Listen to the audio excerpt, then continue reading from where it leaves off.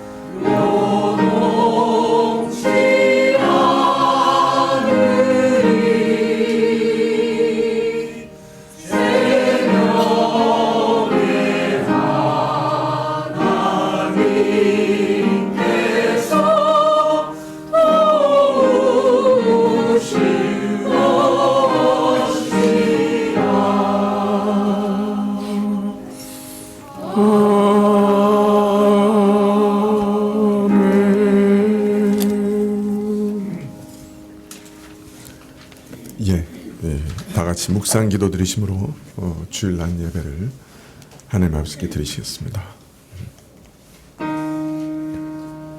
나의 산성이시요 나의 피난처이신 여호와여 우리와 함께하시사 영원히 인도하소서.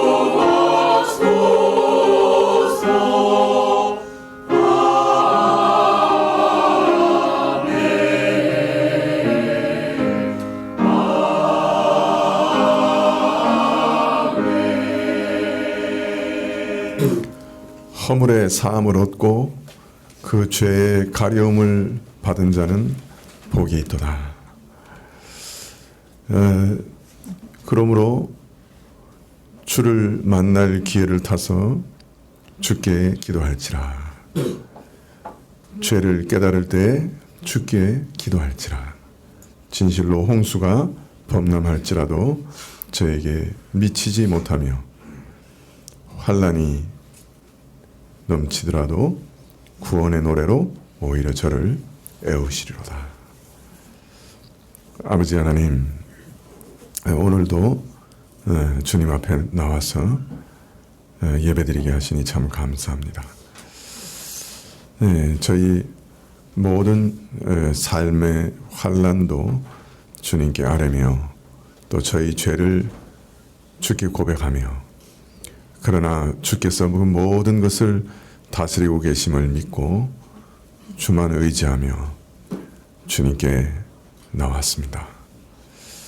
저희 예배를 받아주시고 저희 기도를 들어주시고 또 저희를 환난 가운데 보호하시고 또 저희를 구원해 주시옵소서.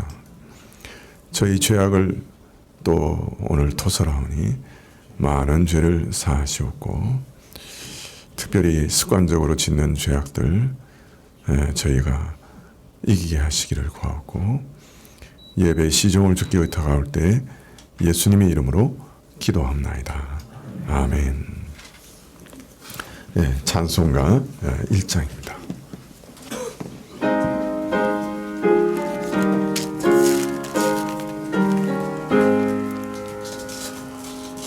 만복의 근원 하나님 온 백성 찬송 드리고 저 천사여 찬송하세. 찬송 성부 성자 성령 아멘.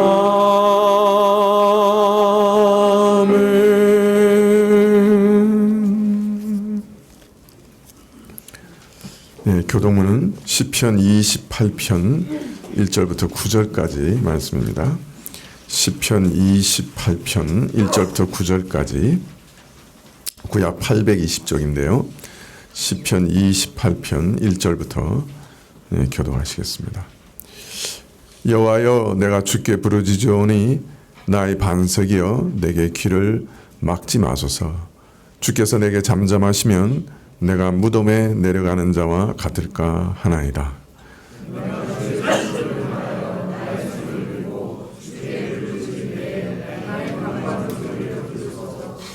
악인과 행악하는 자와 함께 나를 끌지 마옵소서.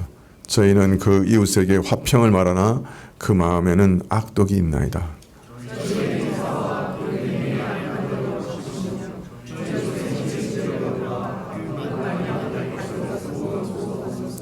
저희는 여호와의 행하신 일과 손으로 지으신 것을 생각지 아니하므로 여호와께서 저희를 파괴하고 건설치 아니하시리로다.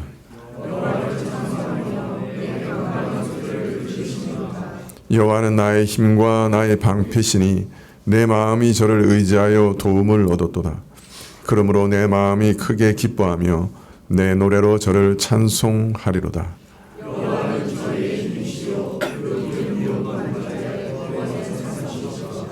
주의 백성을 구원하시며 주의 산업에 복을 주시고 또 저희의 목자가 되사 영원토록 드십소서. 아멘. 네. 사도신경으로 저희 신앙을 고백드리겠습니다.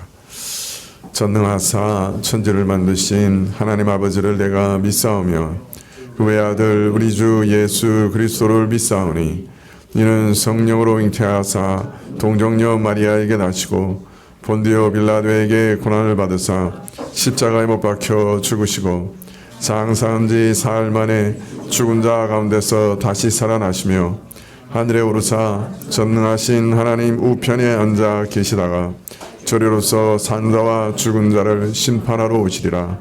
성령을 믿사오며 거룩한 공예와 성도가 서로 교통하는 것과 죄를 사하여 주시는 것과 몸이 다시 사는 것과 영원히 사는 것을 믿사옵나이다. 아멘. 네. 찬송가 시편입니다. 시편 찬송 50장, 시편 63편입니다.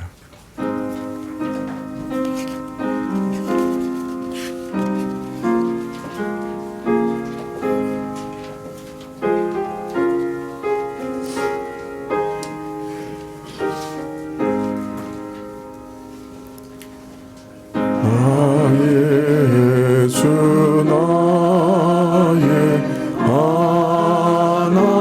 하나님 주 사모합니다.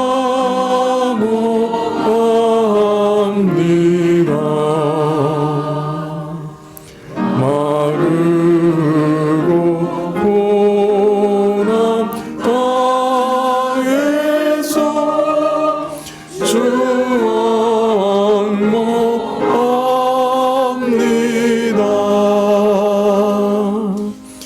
주의 권능 주의 영광 나 바라봅니다.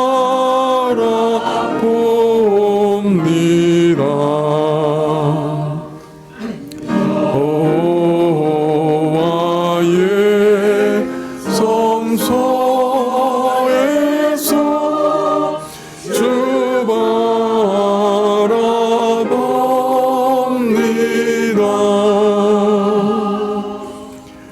내 입술 찬양합니다.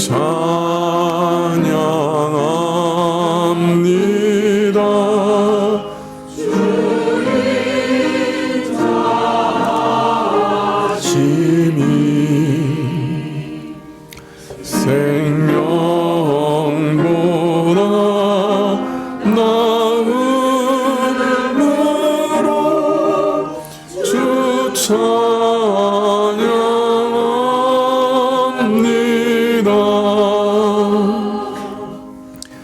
내 평생 주 찬양하며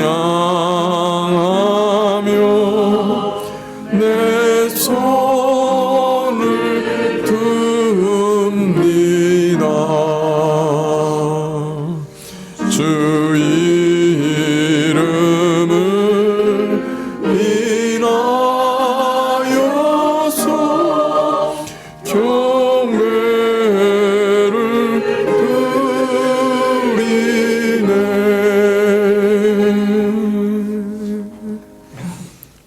드리네. 광고 말씀 봐주십시오.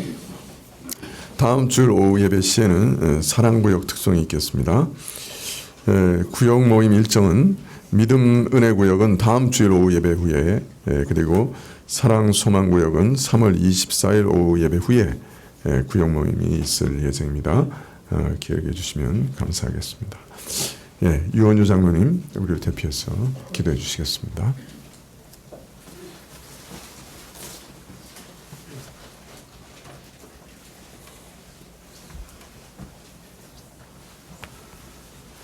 함께 기도드리겠습니다. 여호와께서 우리를 기뻐하시면 우리를 그 땅으로 인도하여 들이시고 그 땅을 우리에게 주시리라. 이는 과연 젖과 꿀이 흐르는 땅이니라. 다만 여호와를 거역하지는 말라. 또 그 땅 백성을 두려워하지 말라. 그들은 우리의 먹이라. 그들의 보호자는 그들에게서 떠났고 여호와는 우리와 함께 하시느니라. 그들을 두려워하지 말라. 참 좋으신 하나님 아버지, 은혜를 감사드립니다. 3월이 시작하는 첫 한 주도 하나님의 은혜로 살아왔던 우리 믿음의 가족들과 자녀들, 또 형제 자매들 안에 그리스도께서 주신 힘으로 살아갈 수 있도록 인도하여 주셔서 감사드립니다. 아직도 겨울의 한자락에 아침 저녁으로 쌀쌀한 날씨가 지속되고 있지만 하나님께서 주신 은총으로 살아올 수 있어서 감사드립니다. 하지만 큰 소망과 희망을 품고 시작했던 새해에도 변함없이 우리네 인생을 힘들게 하고 좌절하게 하는 소식과 소문들은 우리를 끊임없이 낙담하게 합니다. 저희가 하나님을 떠나 살아갈 수밖에 없는 죄인이라서 그렇겠지요. 하나님, 주일 예배가 지나고 한 주를 다시 시작하는 주중의 하루하루는 성도로 살아가는 삶이 녹록하지는 않습니다.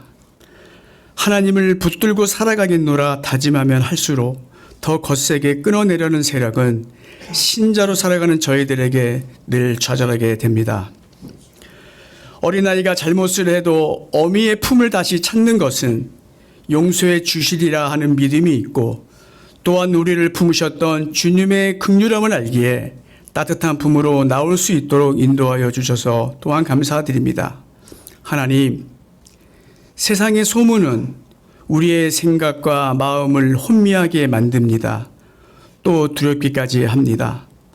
가나안 땅을 정탐했던 이들의 소식을 듣고 낭망했던 이들이 저희들의 모습이고 또 오늘을 살아가는 우리의 자화상이기도 합니다. 3월이 되면 분주해지고 기대되고 마음이 조급해지기까지 합니다. 하나님 아버지, 이 시간 우리 자녀들을 향한 기도를 드립니다.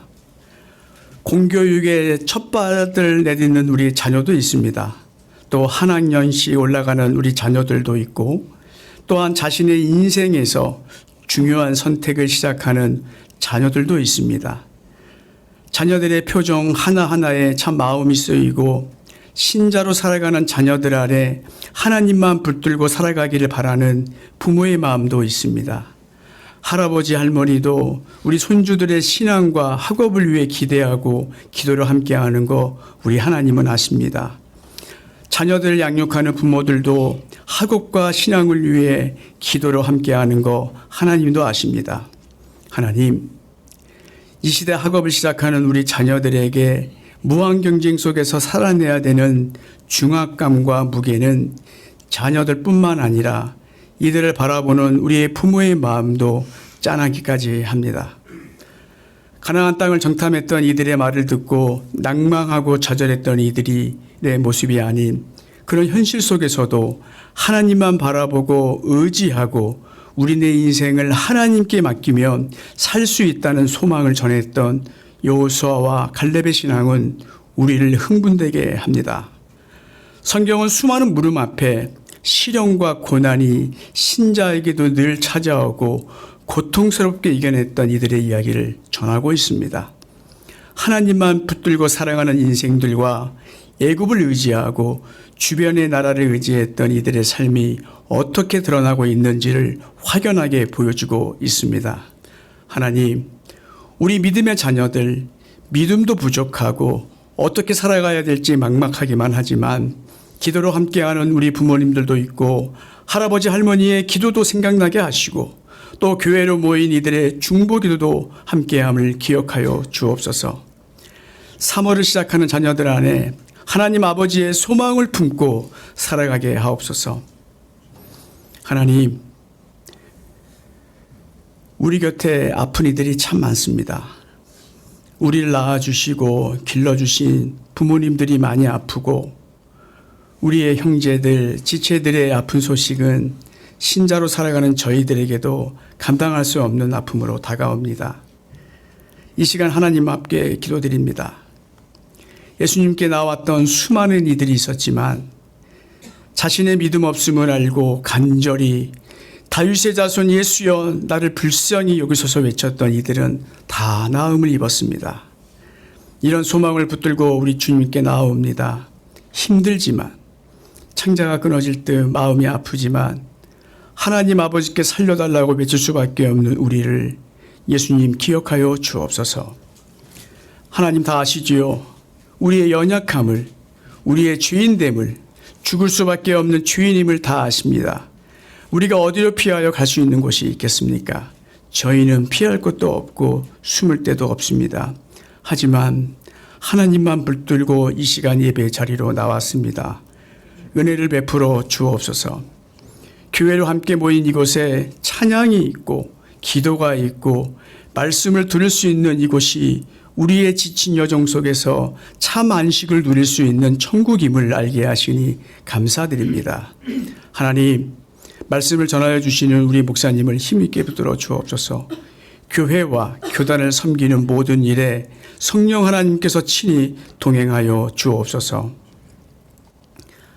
하나님, 오늘 예배 자리로 나오면서 귀한 헌물을 드렸습니다. 이 예물이 쓰이는 곳곳마다 하나님의 따뜻한 마음이 잘 전달되게 하시고 성도님들 가정마다 풍성한 은혜가 충만하게 드러나게 하옵소서. 우리 성가대의 찬양을 기뻐 받아주시고 교회를 섬기는 이들이 있습니다. 이들의 마음을 기뻐 받아주시고 하나님께서 주시는 평강으로 함께하여 주옵소서. 하나님, 주일 예배를 드리고 저희 모두는 세상으로 나아갑니다. 하루하루 살아가는 삶 속에서 우리의 마음을 힘들게 하고 아프게 하는 이들이 있지만 저희는 하나님의 신실하심을 믿기에 은혜를 사모합니다. 긍휼함과 자비를 베풀어 주옵소서. 또한 사랑하게 하옵소서. 예수님께서 끝까지 저희를 사랑하셨던 것처럼 이 한 주를 하나님의 마음을 품고 살아내려는 우리 자녀들과 성도님들 안에 주님 찾아가 주셔서 위로하여 주시고 함께하여 주옵소서. 하나님, 따뜻한 봄을 기다립니다. 예배의 소중함과 은혜를 사모하며 나온 이들에게 주님 찾아가 주옵소서. 우리의 예배를 기뻐 받아 주옵소서. 예수님의 이름으로 기도드립니다. 아멘.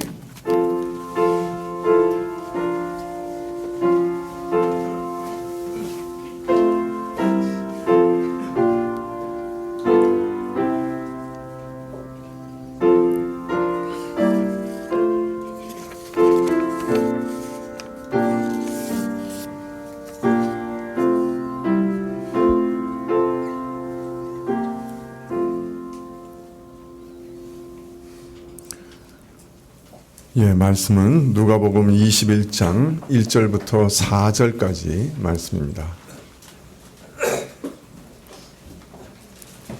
누가복음 21장 1절부터 4절까지.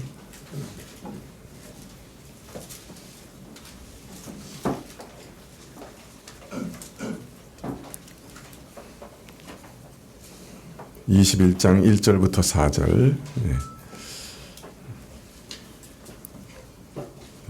신약 132쪽인데요.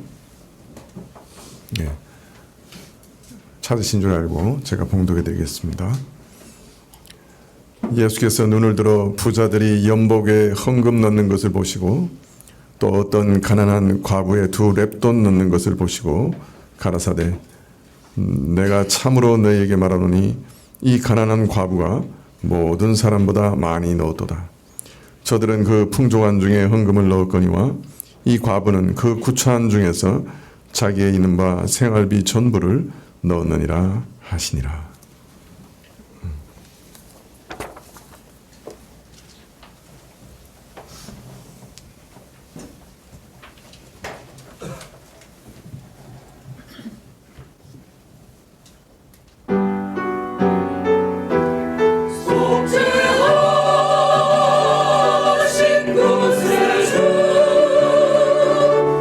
그의 사랑 찬양하리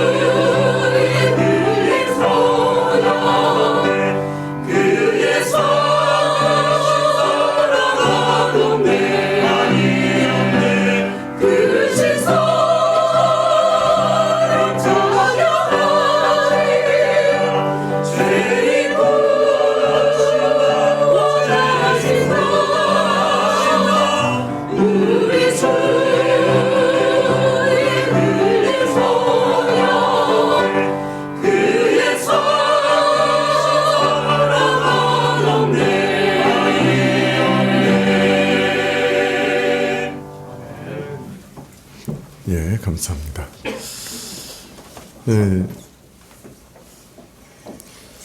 예수님께서는 시편 110편을 인용하셔서 한 가지 사실을 서기관들에게 질문했습니다. 왜 다윗은 자신의 후손으로 오는 메시아를 향해서 자신의 주라고, 자신의 하나님이라고 고백했는가? 참 하나님과 동등되신 메시아, 하나님이신데 사람으로 오시는 메시아, 이러한 신성의 비밀, 인성의 비밀, 그리고 성육신의 비밀에 대해서 질문하시자 성경에 매우 능통한 서기관들이었지만은 아무 대답도 하지 못했습니다. 저들 이스라엘이 그토록 오랫동안 메시아가 오실 그 예언을 믿고 그 메시아에 대해서 기대하고 연구해 왔지만은 참 저들의 이해는 너무나 얄팍하고 허술한 것이었죠. 하나님께서 사람 되어서 죄인을 구속하시는 그 복음의 비밀은 전혀 깨닫지도 또 알지도 못했습니다. 또 더욱이 이들이 알지 못했던 것은 이런 메시아의 본질뿐만 아니라 메시아의 사역에도 무지했습니다. 시편 110편에는 이 메시아가 바로 다윗이 자신의 주, 자신의 하나님이라고 고백하는 분이실 뿐 아니라 참된 왕이시고 동시에 멜기세덱의 반차를 쫓아오시는 대제사장이시다 하고 고백하고 있죠. 바로 이 오실 메시아는 왕이시면서 그러나 그의 통치는 자신을 제물로 드려 자신을 하나님께 제물로 드려 하나님께 연락받는 대제사장으로서 참으로 자신의 모든 생명을 죄인들을 위해서 주실 것을 시편 110편은 예언하고 있는데 이들은 그러한 시편의 예언을 전혀 이해하지 못했습니다. 이들은 메시아 사역에 대해서도 무지했을 뿐 아니라 사실은 자신들의 본질에 대해서 자신들이 어떤 사람인가 하는 것에 대해서도 무지했습니다. 그래서 자신의 영적 실상에 대해서 전혀 깨닫지 못했습니다. 그래서 메시아를 의지하는 대신에 자신들의 행위와 의를 굳게 붙잡고 있었던 것이죠. 예수님께서는 저들의 실상을 지적하셔서 말씀하시기를, 깨닫게 하시기를 위해서 말씀하시기를, 긴 옷을 입고 다니면서 시장에서 문안 받는 것과 회당의 상자와 잔치의 상석을 좋아하고 자신들이 이스라엘 선생님을 드러내어 자랑했지만은 실상은 자신들 마음속에 정욕을 전혀 제어할 수 없는 영적으로 무능한 자들이요, 종교적 허영심과 멋을 쫓아 사람들의 인기와 환대와 대접에 연연하는 속물근성도 결코 버릴 수 없는 자들이며 가련한 과부의 가산을 탐내어 삼키는 악한 욕망 가운데 살아가면서도 길게 기도하며 겉으로는 경건을 위장하는 위선자들이다 하는 것을 지적하셨습니다. 그러나 사실 더 크고 무서운 문제는 이런 영적 무능에도 불구하고 저들의 외양은 너무나 경건하게 보였습니다. 일주일에 이틀씩 금식 기도했고 소득의 11조를 매번 꼬박꼬박 내고 참 주곡의 11조뿐만 아니라 양념의 11조까지 남의 것을 탈취하지 않고 간음하지 않았고 그래서 사람들이 그 의롭고 경건한 겉모양에 속아서 여전히 예수님이 지적하시는 그 영적 무능을 파악하지는 못했습니다. 외적인 의와 경건에 미혹돼서 저 사람들을 따라가면 구원 얻을 수 있을 것이다. 전혀 의와 경건에 이르지 못한 위선자들이었는데 불구하고 그 사람들은 그만 그 외양에 속고 말았던 거죠. 아니, 저들 자신도 속았어요. 자신들의 의롭고 경건한 모습에 만족되고 도취돼서 자기 행위로, 자기 의로 구원에 이를 수 있다고 착각했던 것이죠. 그래서 죄인을 위해 오신 메시아를 배척하고 스스로 힘과 행위로 구원에 이르려고 했던 것이에요. 예수님께서는 저들의 정체를 드러내실 수밖에 없었습니다. 저들을 따라가는 자들이 너무나 많았기 때문에 저들의 정체를 폭로하실 수밖에 없었던 거예요. 네. 참 저들의 위선이 초래할 무서운 불행, 자신도 천국에 들어가지 못하면서 그 따르는 자들도 천국 문을 막아 들어가지 못하게 하는 그 무서운 불행을 생각하시면서 저들이 받을 심판이 더 크다라고 안타까워하셨던 것이죠. 자, 오늘 말씀은 과부의 자산을 삼키는 무서운 욕망 가운데 살아가는 서기관들과 대비되는 참 한 과부에 대해서 말하고 있습니다. 서기관들은 과부의 그죠? 그 적은 재산까지도 어떻게든 빼앗아 먹으려고 하는 그런 무서운 욕망 가운데 살아가는 사람인데 여기 그 서기관들과 정반대되는 한 과부가 있는 거예요. 자신의 모든 것으로 하나님을 섬기는 한 과부가 있었던 거죠. 그래서 이 서기관들과 또 이 과부는 또 어떤 면에서는 아주 서로 이렇게 대칭되는, 비교되는 그런 사람들이었습니다. 서기관들이 가지지 못했던 어떤 면에서는 참된 의와 경건을 가지고 있었던 한 과부를 오늘 사건에 통해서 예수님께서는 소개하고 계신 겁니다. 누가복음 21장 1절에 보면 예수께서 눈을 들어 부자들이 연복에 헌금 넣는 것을 보셨다. 예수님께서 성전 안에 계시면서 특히 부자들이 많은 돈을 연복에 넣는 것을 보고 계셨습니다.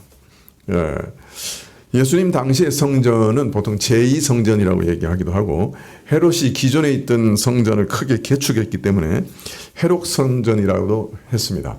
아직까지 완공되지 않았어요. 예수님 이 말씀하실 때 이 헤롯 성전은 여전히 건설 중이었습니다.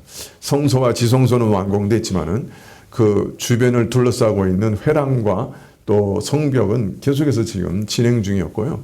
사실은 AD 63년까지 계속해서 공사가 진행됩니다. 그러니까 한참 후에 완공이 되죠. 자, 그런데 이 성전은 크게는 두 개의 뜰로 나눠졌는데 바깥뜰과 안뜰로 나눠졌어요. 이 바깥뜰은 이방인들이 갈 수 있는 뜰이었고요. 안뜰은 이제 유대인들만 들어갈 수 있는 뜰이었어요. 그래서 이 안뜰 들어가는 입구에는 이방인이 함부로 들어오면 죽을 각오를 해야 된다 하고 아주 크게 현판으로 붙여놨다고 해요. 경고문을 붙여놨다. 자, 그런데 안뜰과 바깥뜰이 있었는데 이 안뜰도 또 여러 개로 나눠져 있었습니다. 여자들이 들어갈 수 있는 여인의 뜰이 있었고 더 안쪽으로 들어가면 이스라엘인이라고 남자들이 들어갈 수 있는 뜰이 있었고 또 그 뜰 안에 더 들어가면 지성소와 성소 즉 예배드리는 번제드리는 장소가 있었습니다. 자, 요세푸스나 랍비들의 글에 따르면은 이 여인의 뜰에 13개의 나팔같이 생긴 헌금함이 있었다고 합니다. 이게 나팔처럼 이렇게 생겼다고 그래요. 그런데 아마 이게 청동이나 뭐 이런 걸로 만들었던 것 같아요. 네. 자, 그러니까 여러분 한번 생각해 보세요. 나팔처럼 생긴 헌금함이 13개가 있었는데, 그래서 여기 드리는 헌금은 성전 예배나 또 기타 비용이나 구제 이런 데 쓰임을 받았어요. 그래서 아마 나팔 이렇게 요거는 이제 성전에 쓰이는 거, 요거는 구제할 거, 뭐 이런 식으로 이렇게 해서 나눠 놓은 것 같아요. 나팔도. 자, 그런데 한번 생각해 보세요. 나팔 같이 생긴 놈한테 동전을 딱 넣으면 어떻게 될까요? 네? 소리가 어떨까요? 보통 이렇게 함에 넣는 거하고 나팔 같이 생긴 놈한테 넣는 거하고 어떨까요? 소리가 더 울려 나오겠죠. 그래서 왜 나팔 모양으로 만들었는지 모르겠는데 이건 이제 동전을 넣었다 하면 크게 울려 나오는 거예요. 그 구조상. 예. 자, 오늘 예수님께서 부자들이 연복에 헌금 넣는 것을 보셨다는 말씀은 이 여인의 뜰에서 13개의 헌금함 앞에서 사람들이 줄을 서서 헌금하는 걸 보고 계셨다 하는 거겠죠.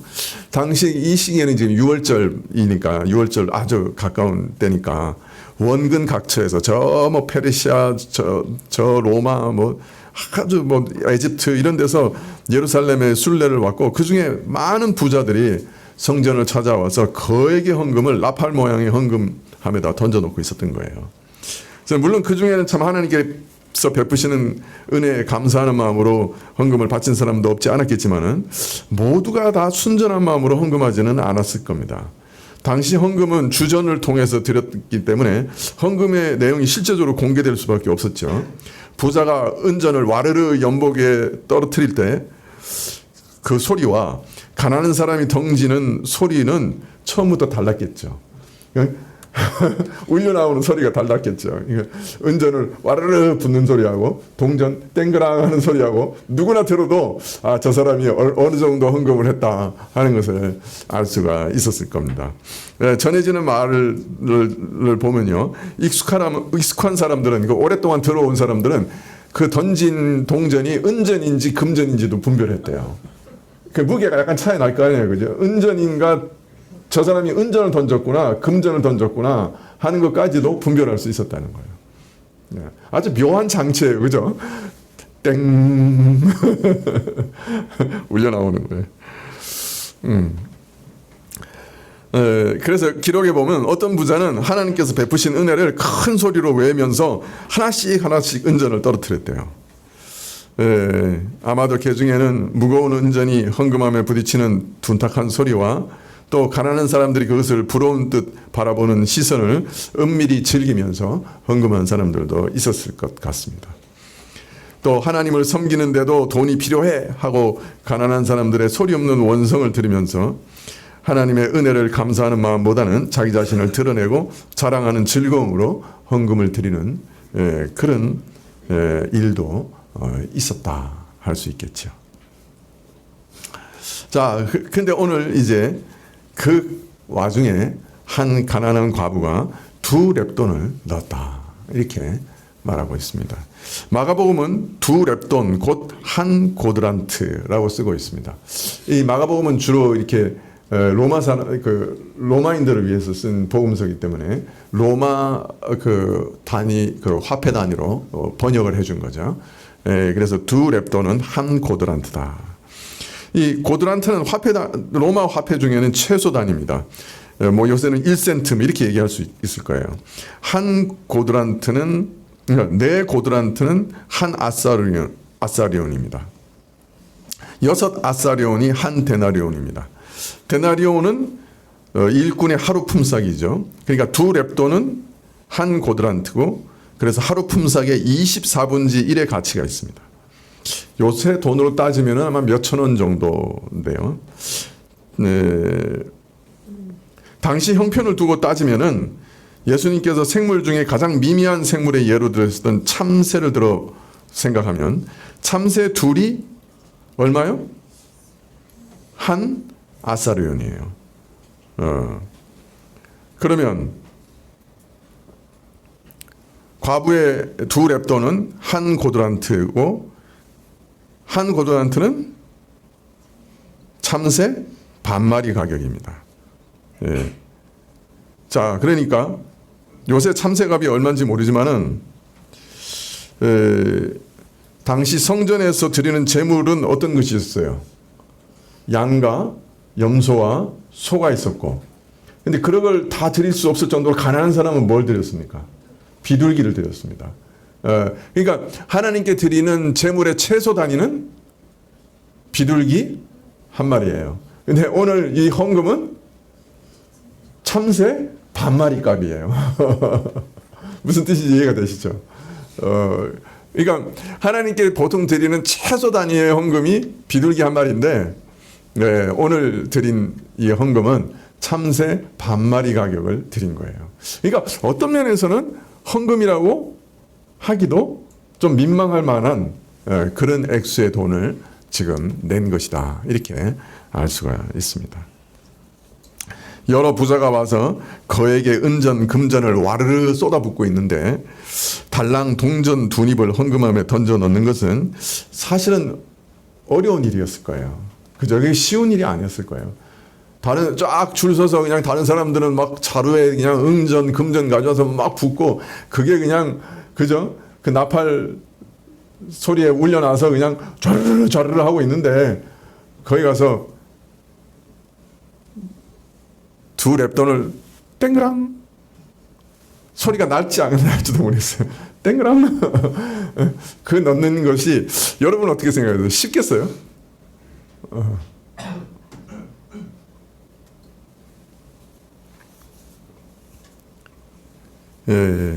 차라리 소리나 나지 않았으면 사람들이 무심히 지나칠 것이고 그저 하나님과 나 사이에 은밀한 일로 남을 것인데 딸랑 동전 소리가 떨어지는 그 작은 소리는 참 안 그래도 부자들의 금전과 은전 소리에 기가 죽은 과부의 심정을 더욱 주눅들게 하지 않았을까.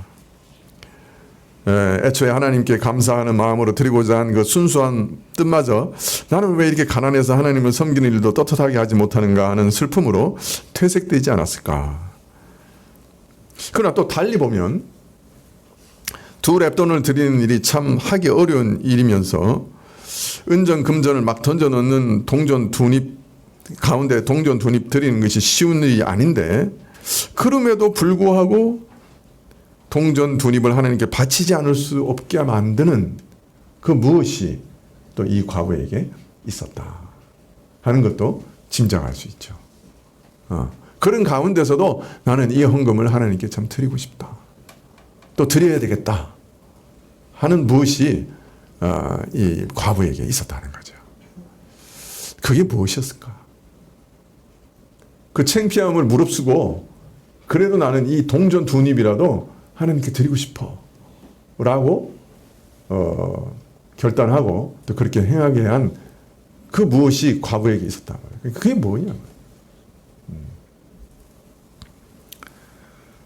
자, 그런데 사람의 눈으로 보기에는 너무나 미미한 이 참새 반마리 가격을 헌금한 이 과부의 헌금에 대해서 예수님은 아주 놀라운 평가를 하세요. 상상도 할 수 없는 이상한 평가를 하세요. 네.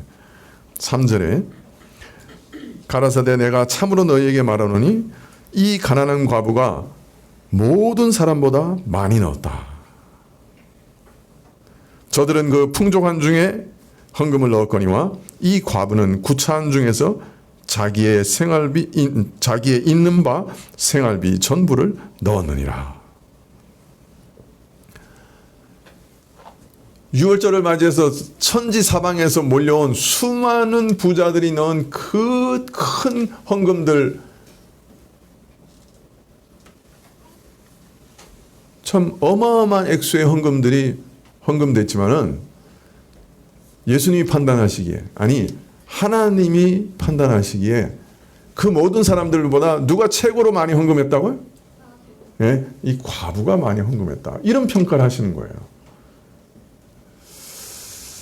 이 평가는 도대체 무엇이고 또 왜 이렇게 평가하셨을까요?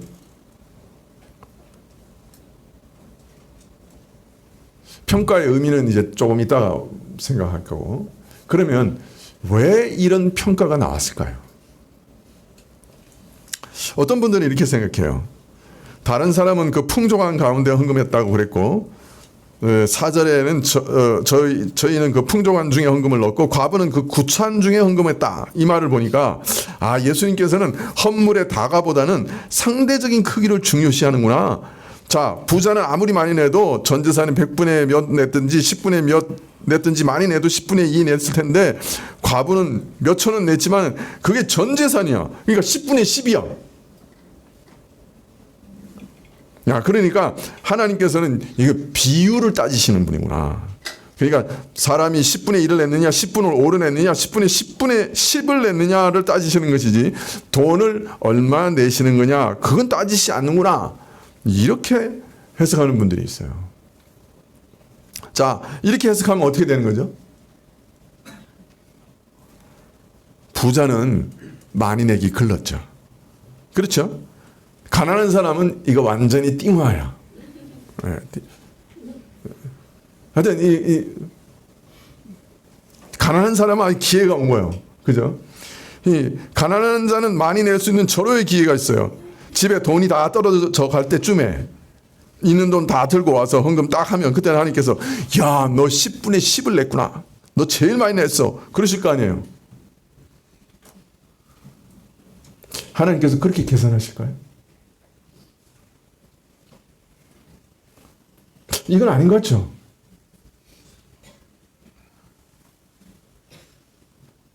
왜 또 동의를 안 하세요? 또 어떤 분들은 이렇게 생각해요. 어떤 보면 풍족한 형편에서 했느냐 부족한 형편에서 했느냐 이걸 말씀하시니까 비례는 아니라도 정성의 어떤 상대적인 크기, 간절함의 정도를 따라 하나님이 받으시는 것 아니냐. 예. 자, 과부가 오늘 이것을 헌금하면 틀림없이 굶는다는 것까지 알았단 말이에요. 그래서 전 재산을 넣었어요. 그런데도 이게 어떤 자세냐? 굶더라도 하나님께 헌금을 하겠다. 나에게 헌금은 먹는 것보다 더 중요하다. 생명보다 더 중요하다. 그래서 이 과부가 마음의 그 정성을 가지고 참 난 굶더라도 헌금하는, 참 굶어 죽을지언정 나는 헌금을 하겠다. 이런 정성과 이 헌금을 이렇게 중요시하는 마음으로 정성을 다해 헌금했기 때문에 하나님 보시기에 이 사람이 참 헌금을 제일 많이 했다. 참 가장 그 정성이 가득한 헌금을 드렸다. 네. 그래서 이 차이는 정성의 차이다. 네. 어떻습니까? 이런 해석은 앞에 것보다 좀 낫죠. 예, 이 해석은 앞에 것보다 좀 낫습니다. 예, 그래가지고 이제 어떤 분들은 이렇게 이제 해석하고 또 뭐 이렇게 사례 같은 거 많이 드십니다. 이 감리교회 우리나라에 보면 그 5 형제가 그 감리교회 큰 교회들을 다 이렇게 지은 분들이 있어요. 5 형제인데 여러분 얘기하면 다 아실 거예요. 저 김홍도, 김홍 네? 홍자 돌리 모르세요? 네? 네? 김홍도, 김선도, 도자 돌리. 죄송합니다. 그분 5 형제가 다 목사님이시고요. 그분들이 지은 교회가 감리교회에서 다 큰 교회예요. 근데 그분을 키우실 때 어머니가 이제 홀로 키우셨는데 이 주일날에는 헌금하면 밥 먹을 게 없는 거예요. 그래서 매일 헌금하고 주일날은 금식하셨대요. 5 형제가 다 어머니하고 같이. 그래서 이런 그 신앙 정신을 가지고 이렇게 키우셨기 때문에 나중에 이 목사님들이 아주 훌륭한 목사님들이 되셨다. 이렇게 그 전기에 나와 있어요. 예. 여러분도 이렇게 또 적용을 또 이상하게 하면 안 되잖아요. 여러분 그러나 이런 생각은요 사실은 이게 우리 민족의 또 동양권에 뿌리 깊게 내려져 있는 그 불교 사상이에요. 사실은. 이게 정성을 많이 들이면 하늘도 감동한다. 지성이면 감천한다. 이거 기독교 생각이 아니에요, 여러분. 이걸 이제 기독교 안에서도 자꾸 가지고 들어오는 거예요. 그 오해죠. 그래가지고 이게 뭐 이렇게 그 뭐라 그럽니까? 모욕 제기하고 그 특별히 추운 아침날 일찍 일어나서 이렇게 그 물도 좀 깨끗한 거 이렇게 저 멀리서 이렇게 길러 와서 그 또 가져와서 빌고 이래야 이게 신명이 감동을 한다. 그걸 마치 하나님도 그런 분인 것으로 착각해가지고 그런 거죠. 그래가지고 헌금을 하는데 이 헌금도 이게 그냥 이렇게 구겨진 돈은 안 돼. 그래가지고 다리미로 막 다려가지고 나중에 이 돈이 막 좀 커져요. 이렇게 막 다리미로 막 다려가지고 그리고 그렇게 헌금하고. 우리 장인어른도 옛날에 보시면 이제 장사하시면서 그 새 돈 들어오면 무조건 빼시는 거야. 헌금하려고. 새 돈 들어오면 막 헌금하시려고 빼놓고 하나님께 드리는데 어떻게 헌돈을 드려. 아니 좀 그 좋은 마음이죠. 그러나 착각하면 안 되는 거예요.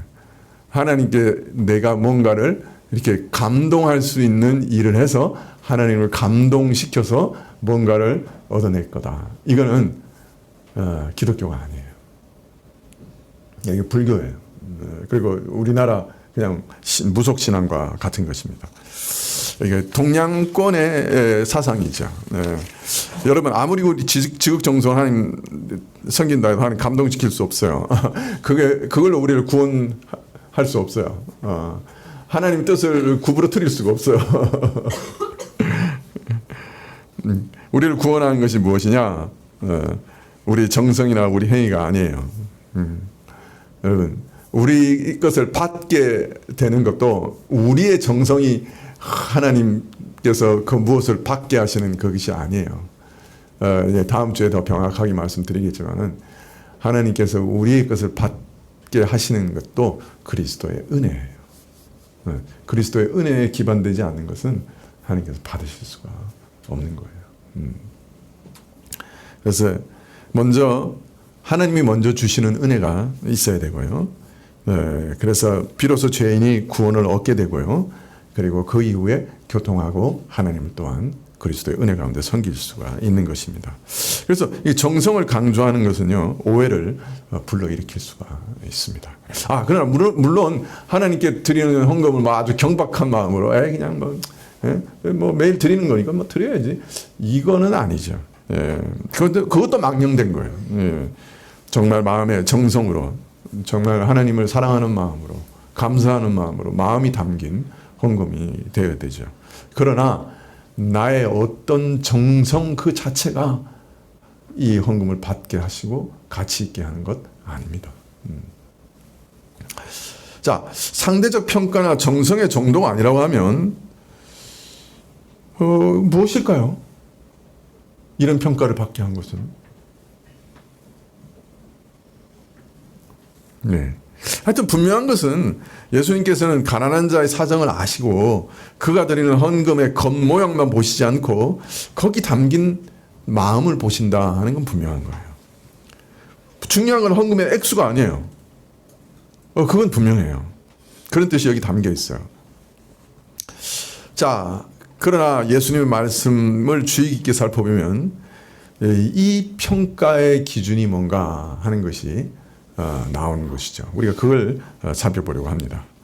먼저 우선 오늘 말씀에서 예수님께서 부자와 가난한 자가 각각 헌금하는 것을 보시고 말씀하셨다고 기록되어 있는데 말이에요.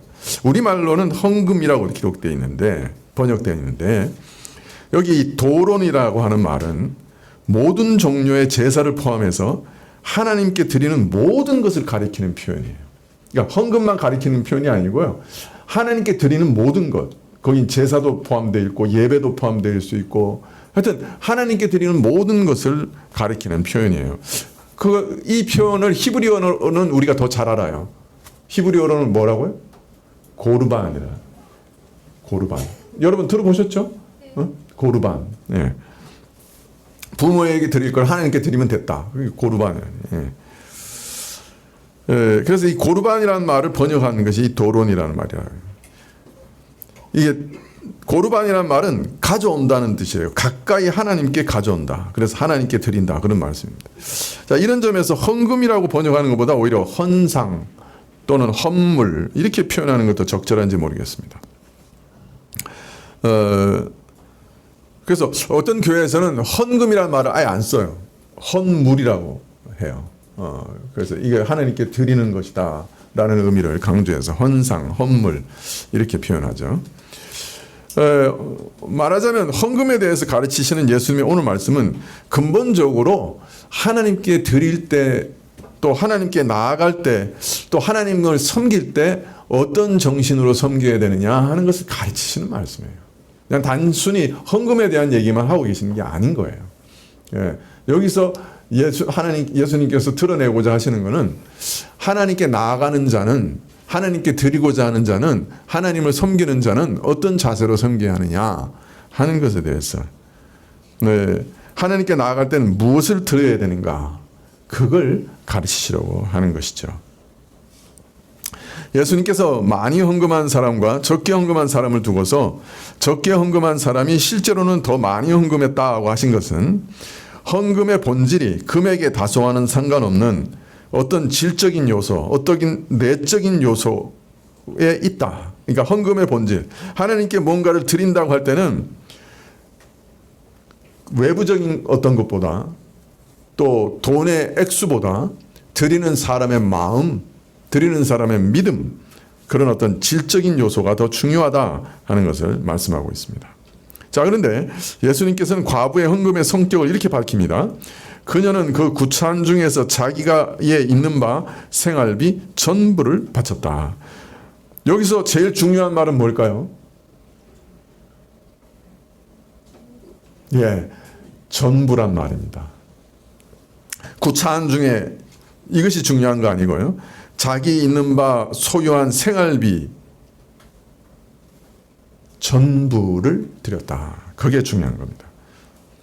자신이 살아가기에 필요한 모든 것, 자신의 생존에 필요한 모든 것 하나도 빠짐없이 전부를 드렸다. 예.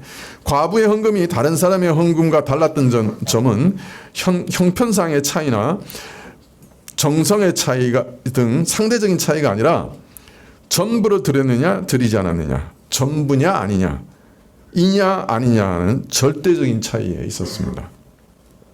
따라서 예수님께서 여기서 말씀하시는 것은 누가 더 많이 헌금을 드렸냐 하는 상대적인 문제가 아니라 누가 진정한 헌물을 드렸냐 하는 절대적인 문제를 지금 말씀하고 계시는 거예요. 저 사람이 가장 많이 드렸다 그러니까 우리는 계속 상대적인 생각만 하고 있는 거예요.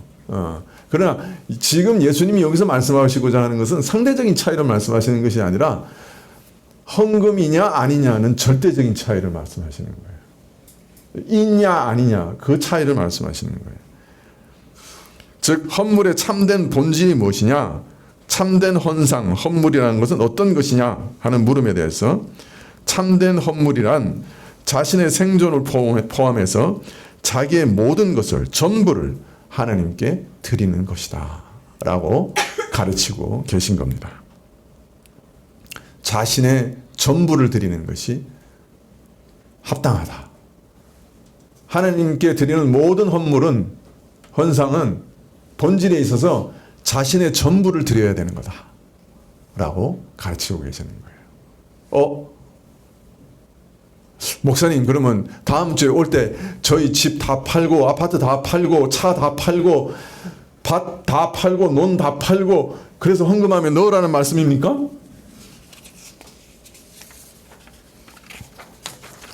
그러시면 저는 좋죠. 그러나 그 말씀 아니죠. 네. 다만 참된 헌물은 10분의 1을 드리든 20분의 1을 드리든 감사헌금을 드리든 주정헌금을 드리든 더 나아가 하나님께 드리는 모든 예배, 또 하나님께 드리는 모든 봉사, 모든 섬김은 어떤 정신으로 드려야 된다고요? 예, 내 전부를, 내 가진 것 전부를, 내 영혼 전부를 하나님께 드리는 믿음의 표현이고 표징이어야 한다 하는 것입니다. 내가 헌금을 드릴 때 이건 나를 드리는 겁니다. 나의 전부를 드립니다. 라는 믿음의 표징으로 드려야 된다. 여러분, 이것은 근본적인 거예요. 왜냐하면 이게 기본이에요. 예수님께서 그 값지신 보혈로 우리를 사셨기 때문에 우리는 더 이상 내게 아니고 누구 겁니까? 예? 하나님 거예요. 이게 분명해야 돼요. 여러분 게 아니에요. 나는 내 거다 그렇게 착각하시면 안 돼요. 원래 여러분은 마귀 거였어요. 사람들은 착각해서 전부 다 나는 내 거야 이렇게 생각하고 나는 내 마음대로 살아 나는 내가 왕이고 신이야 이렇게 생각하지만 세상 사람들 전부 마귀를 섬기고 마귀를 주인으로 섬기고 마귀를 신으로 섬기고 마귀가 원하는 대로 그 마귀가 불어넣는 정욕과 욕심대로 살아가잖아요. 그죠? 마귀의 종이었어요. 이제 예수님께서 우리를 그리스도의 보혈로 사셔서 자기 것으로 하나님 것으로 만드셨어요. 우리는 우리 거 된 적이 한 번도 없어요. 마귀 것이었나 아니면 하나님 것이었나. 둘 중에 하나예요. 오늘 우리는 누구 거? 오케이. 예. 그 고백을 영원히 가지고 있기를. 예.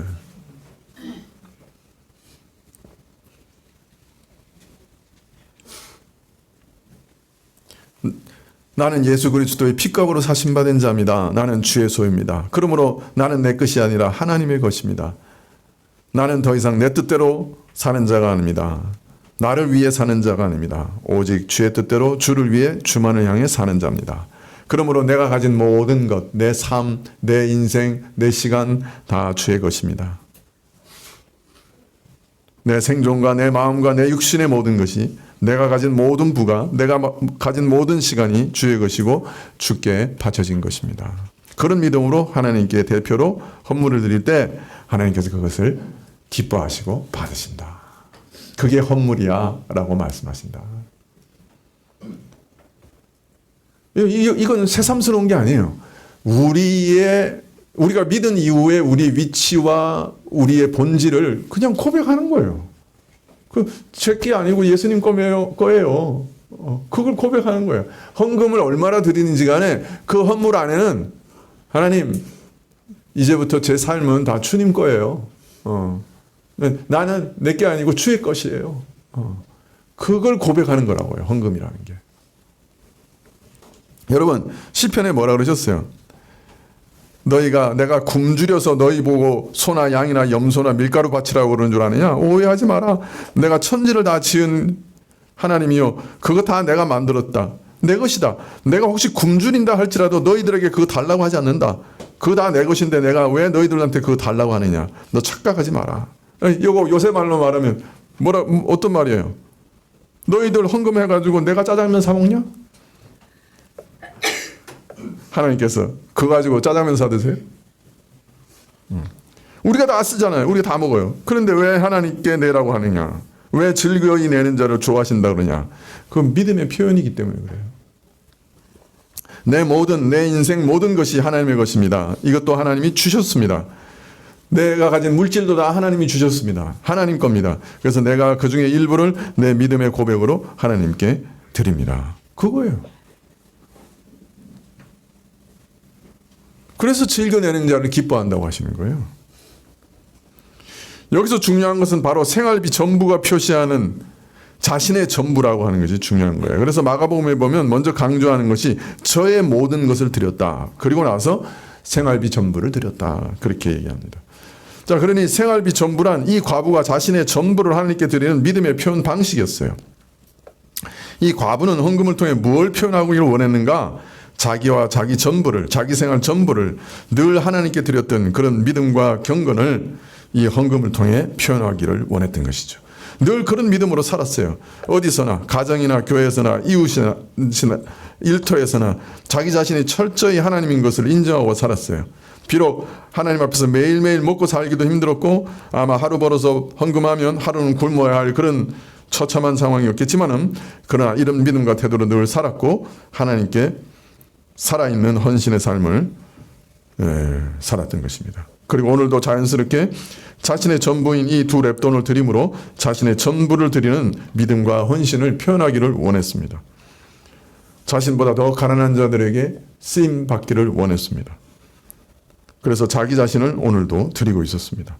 만약 예수님께서 돈의 금액만 보았다고 하면 분명히 부자들의 거액의 돈을 칭찬하셨을 것입니다. 그러나 돈을 보신 게 아니고 헌금을 바치는 자의 믿음, 그 믿음의 열매들, 그것을 보셨기 때문에 동전 2푼 같은 사소한 돈의 헌금이지만 이것이야말로 참된 헌금, 헌상이라고 말씀하셨던 겁니다.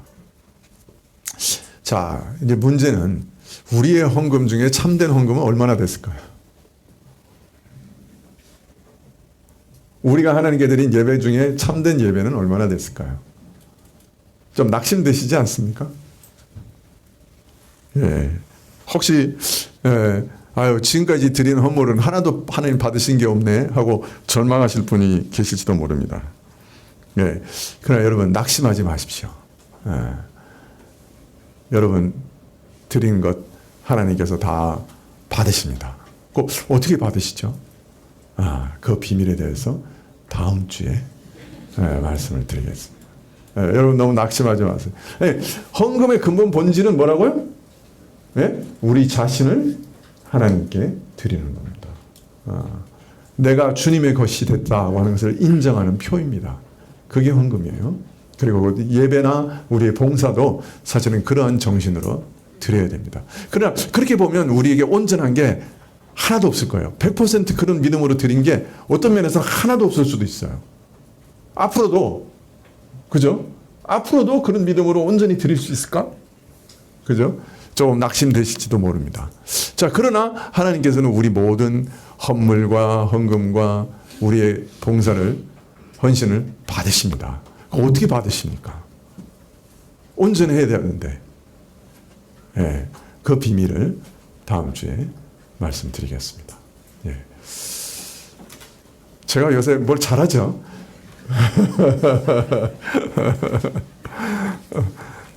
기도드리시겠습니다.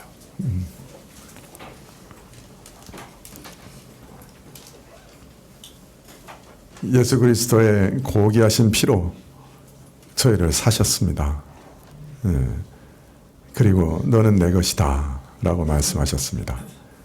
더 놀라운 것은 나도 너의 것이다 하고 말씀하셨습니다. 너희는 온 마음과 온 뜻과 온 힘과 온 정성을 다해 사랑하라 하셨습니다.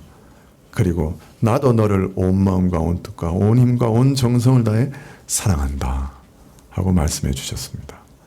하나님, 이런 사랑을 받은 자로서 저희도 올바른 반응을 하게 하옵소서. 올바로 주를 사랑하게 하옵소서. 예수님의 이름으로 기도합나이다. 아멘. 369장 찬송하시겠습니다.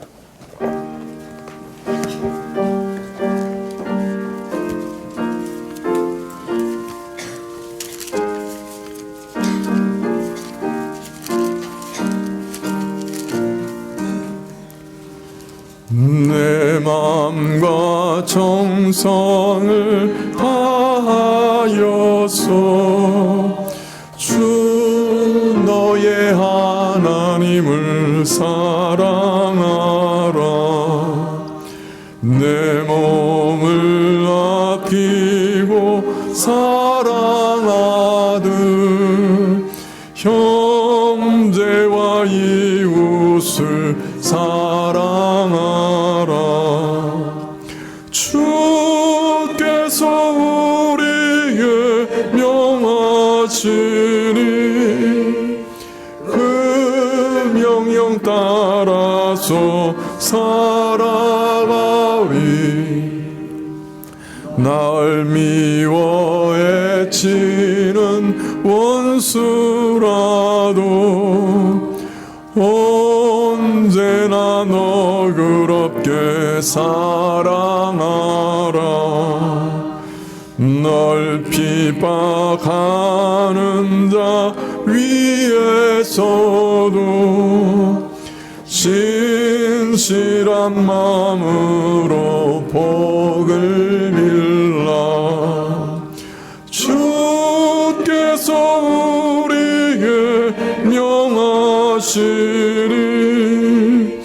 그 명령 따라서 살아가리.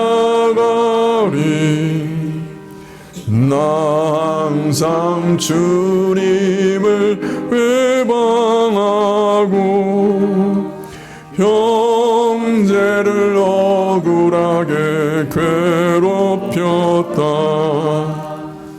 이러한 죄인을 사랑하사 주께서 몸버려 죽으셨다. 속죄의 큰 사랑 받으니 뭐 생명을 다 바쳐 충성하리. 아멘. 지금은 우리 주 예수 그리스도의 은혜와 하나님 아버지의 그 크신 사랑과 이 은혜와 사랑을 깨닫게 하시고 누리게 하시는 성령님의 교통하시고 역사하심이 자기 자신이 주의 것인 줄 알고 주님께 자신을 드리며 머리 숙인 주의 백성들 위해 지금부터 영원까지 함께 계실지어다. 아멘.